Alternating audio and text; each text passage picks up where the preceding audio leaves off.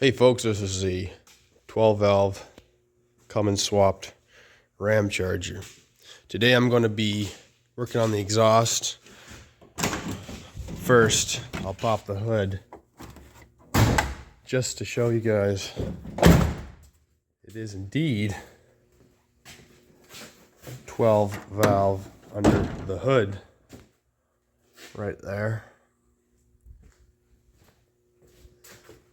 Took on the project after somebody had built it up into kind of a bush rig, and I've prettied it up quite a bit and redone a few things. Still lots of work left to be done, and one of them is the exhaust, which comes out in a normal spot but has some pretty interesting things about it, as you're going to see. So here's the exhaust coming out below the rear panel as normal. Obviously, this entire thing has been redesigned, refabricated, so whoever built this made do. And so they put a dent in the exhaust to pass the shock. There's this wire hanging there. So this exhaust hanger right there is just dangling around. Comes up here, has an exhaust brake, keeps going forward. I don't know why they're using this bale twine or whatever. Then comes up to the downpipe. So we're gonna figure out what we're gonna do. First thing that we're gonna do is we're gonna try to get that rear section figured out. So we're underneath now. And you can see here the exhaust brake. You see the clamp right there. Seeing more clarity the dent for the shock, which I'd like to get rid of. So it's got to come off in this section right there. This exhaust clamp just hanging, so I can get rid of that.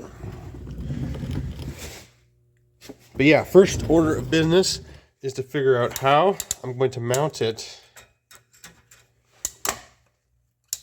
properly without this twine and get it secured against the frame.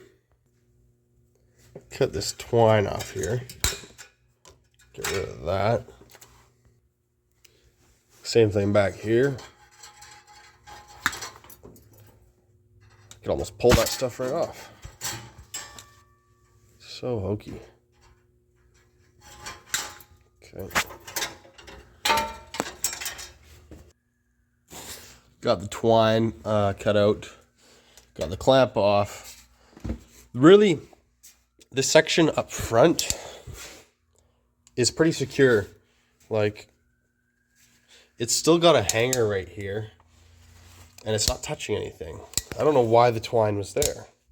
So it's perfectly fine where it is. What I'm most focused on is back here. This gong show. So I'm going to take off this rear section. And man, this light's bright. And right here, it's still too bright. Ooh, this is better. Right here, I'm going to take this slit a little bit farther.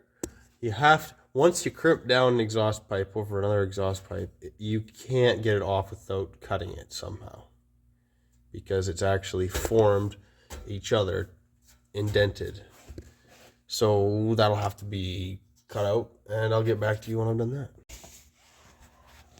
Today I'm not feeling that lucky, so I'm wearing all my safety gear. Looking like a beginning of COVID pandemic freak. This is what we got going on. Gonna chop that up. Got the zip disc. It's about to get crazy. So I do all this cutting, and then I realize, oh, he's tack welded it. That's why it's not coming off. So I've lost a few brain cells, but we're still going. Victory! I got it off. 90% of that was the tax. And it took like 5 seconds, and now it's off. Sometimes you just gotta rethink things, I guess. So there's one hanger back here. Pop that. We'll drill out.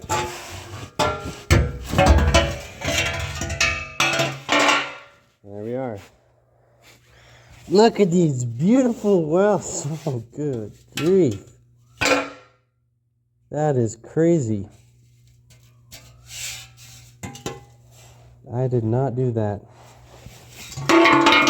Good thing this is a bush truck, kind of now.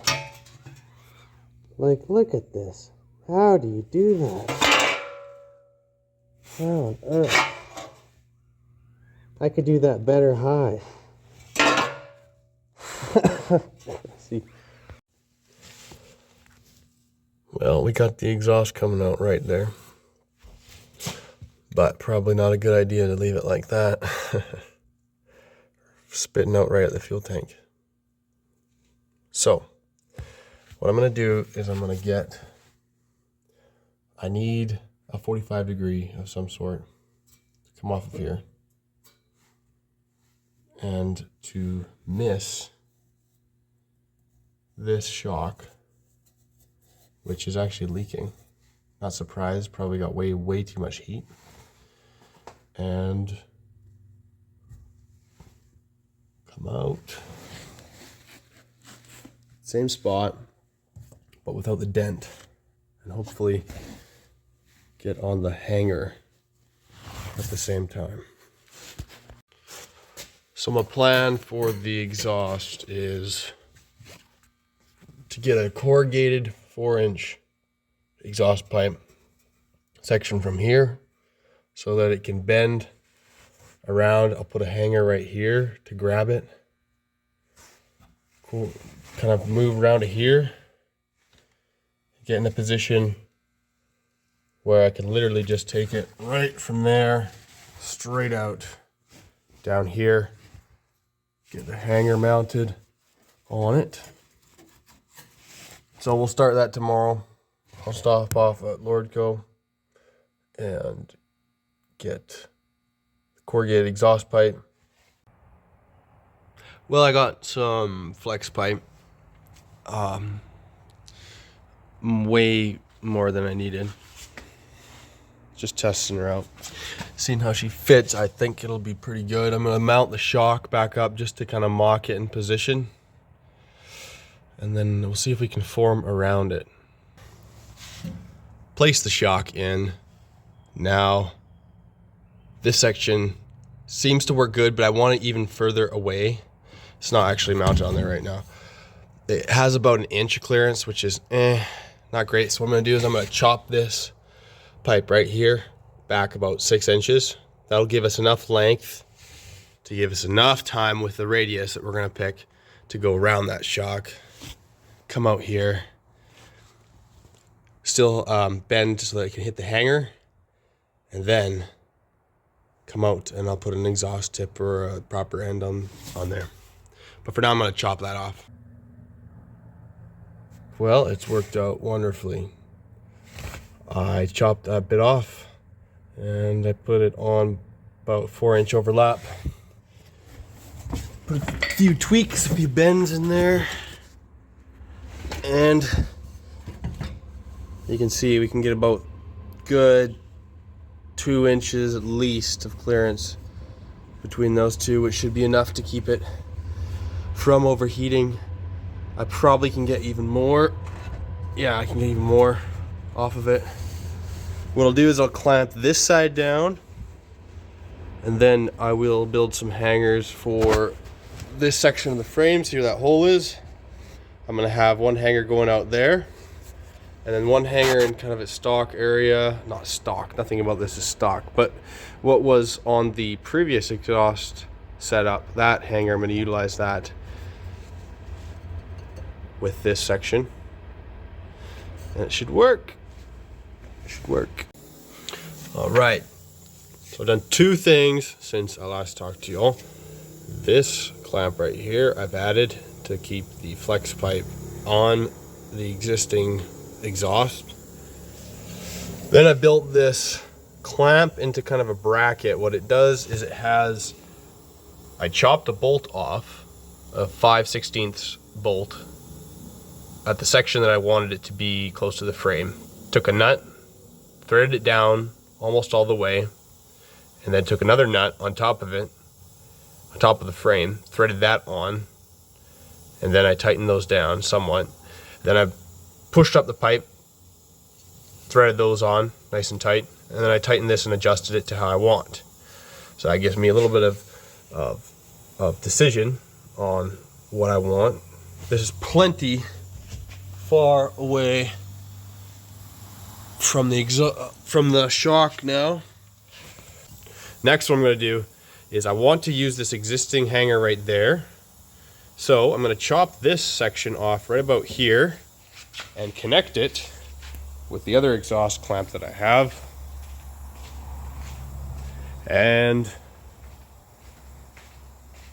cut off this section of the exhaust, which is still 4-inch OD. Slip on the flex pipe, clamp it down.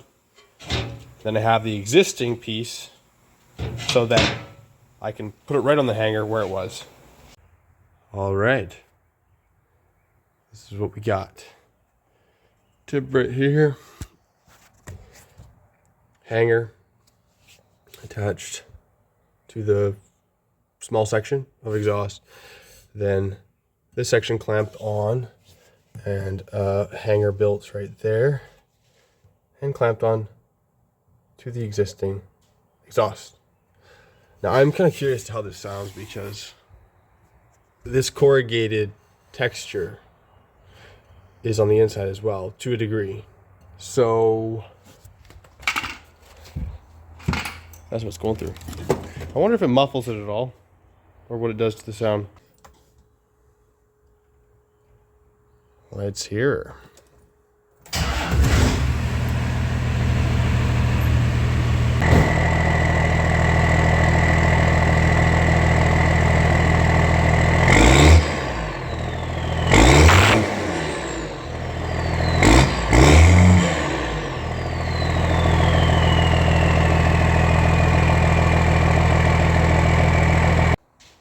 So that concludes the exhaust build.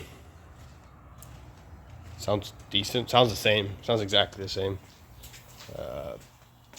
Really, I can't tell any difference. We didn't do much aside from add the corrugated piping and not interfere with the shock. So that's sweet. I don't want to keep burning out shocks. Also, you know, for any of the horsepower we lost in the restriction, we did just eliminate an entire dent in the exhaust, which was not beneficial for that aspect. But I don't care anyway, because I'm not worried about horsepower or torque. It's got plenty of it. You rev this thing and it twists like sideways. Light little thing with 12 valve Cummins is a lot of torque to weight ratio. Thanks for watching.